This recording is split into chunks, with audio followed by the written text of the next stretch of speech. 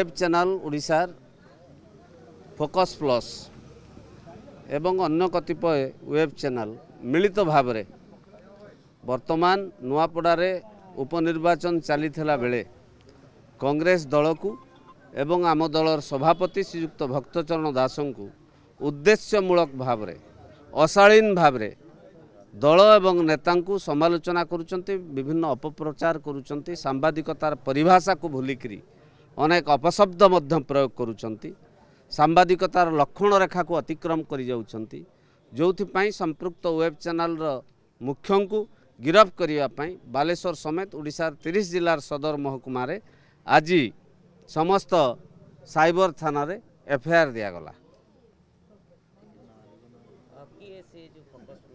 Focus plus रो मुख्य सुधांशु राउत को गिरफ्त दाबी रे आज एभली एक साइबर थाना रे एफआईआर दिगला। ओडिशार 30 जिले में आज एफआईआर दिगला। आज ठीक 4टा बेले एफआईआर चारिआडे दिया तुरंत कार्यानुष्ठान आमे दाबी रखुचु एवं डीजीपी ए बाबद हस्तक्षेप करने दाबी करूँ।